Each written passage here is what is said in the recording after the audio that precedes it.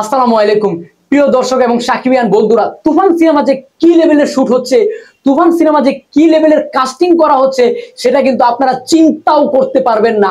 দুর্দান্ত ভাবে শাকিব খান অভিনয় করছে, দুর্দান্ত ভাবে সেট তৈরি করা হয়েছে। এই তুফান সিনেমা কিন্তু বাংলাদেশ এবং কলকাতার মাধ্যমে কিন্তু এই তুফান সিনেমা সবচাইতে বড় একটা সিনেমা আমাদের প্রেজেন্ট করতে যাচ্ছে। সবচাইতে বড় একটা সিনেমা কিন্তু বাংলাদেশকে বা সারা বিশ্বকে উপহার দিতে যাচ্ছে। দর্শক, এসবিএফ এর প্রোডিউসার কিন্তু বলেছিলেন বাংলাদেশ এবং কলকাতার সিনেমাকে হাইলাইট করার জন্যই কিন্তু আমি তুফান সিনেমা নির্মাণ করছি। এই তুফান সিনেমাকে পুরোপুরি ভাবে আপনারা বোম্বের সিনেমার সাথে তুলনা করতে পারবেন। সেই ধারাবাহিকতায় সেই চিন্তাধারার মাধ্যমে কিন্তু তুফান সিনেমা নির্মাণ করা হচ্ছে। এই তুফান সিনেমায় 400 শতাধিক লুক নিয়ে সিনেমার কাস্টিং করা হচ্ছে। দর্শক, এই সিনেমার বিপরীতে আর্টিস্ট রয়েছেন 400 শতাধিক লুক।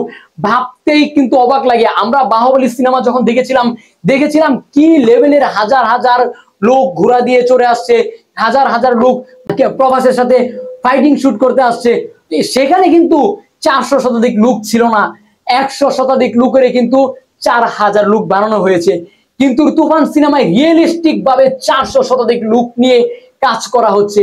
দর্শক, এটা যে মানে কি লেভেলের সিনেমা হতে যাচ্ছে সেটা কিন্তু আপনারা যারা সিনেমা নিয়ে অ্যানালাইজ করেন, যারা সিনেমা বুঝেন, তারা এই পর্যন্ত কিন্তু আজ করতে পেরেছেন। এই সিনেমা আগামী, আপনি শাকিব খানের একটা ইন্টারভিউ কিন্তু দেখবেন, উনি কিন্তু 100 কোটি টাকার ক্লাবে যাওয়ার একটা আশা রেখে ফেলেছে এই তুফান সিনেমায়। কেন রেখে ফেলেছে? অবশ্যই কিন্তু উনি এই সিনেমার গল্প, এই সিনেমার কাস্টিং এবং এই সিনেমার যে ব্যাকগ্রাউন্ড আয়োজন সমস্ত কিছুর চিন্তাধারার মাধ্যমেই করেছে। কেননা বোম্বের সিনেমা যদি 1000 কোটি 1500 কোটি টাকা বিজনেস করতে পারে, তবে এই সিনেমাটা যদি বোম্বের সাথে তুলনা করা যায় তাহলে কেন 100 কোটি টাকা বিজনেস করতে পারবে না? কেননা ওনারা এই সিনেমা তো পুরোপুরি বোম্বের সাথে কম্পেয়ার করেই তৈরি করছে। সেই ধারাবাহিকতায় কিন্তু শাকিব খান 100 কোটি টাকার ক্লাবের কথা চিন্তা করেছে।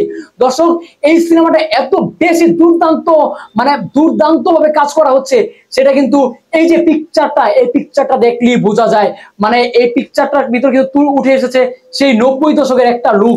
ওনারা যে লুকটা দিয়েছে, এই লুকটা কিন্তু বর্তমানের লুক নয়। এই লুকটা দেখলে একটু ওল্ড মনে হয়। অনেক সময় ওল্ড জিনিসগুলোই কিন্তু আমরা বেশি এপিসোড করি, আমরা বেশি পছন্দ করি। আপনারা দেখবেন যে তামিলে এখন অনেক সিনেমা হয় যেগুলো কিন্তু আদিবাসীদের কাহিনী নিয়ে, এখন ওনারা ফলমূল খায়। আপনারা বাহুবলী সিনেমার কথাই বলেন না, এই বাহুবলী সিনেমার কিন্তু বর্তমানের সিনেমা নয়। এই বাহুবলীর যে রাজকীয় স্থান, যে রাজকীয় ভাব, এগুলা কিন্তু প্রায় 1 থেকে 150 বছর আগের ভাবটা কিন্তু আমাদের সামনে উঠে এসেছে। আগের যে পরিবেশটা ছিল সেটাই কিন্তু আমাদের সামনে ডিরেক্টর ফুটিয়ে তোলার চিন্তা করেছে। দর্শক, সুতরাং আমাদের আগের প্রজন্মটা যদি এখন সেটা আরো ডেভেলপ করে, আপডেট করে ফুটিয়ে তুলে, তাহলে কিন্তু সেটা দর্শক এত বেশি এপিসোড করবে।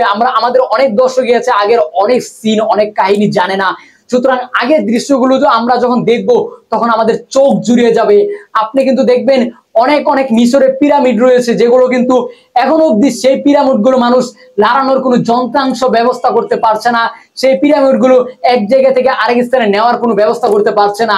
কিন্তু 1000 বছর আগে এক জায়গা থেকে আরেক জায়গায় সেই পিরামিডগুলো কিভাবে নিয়েছিল?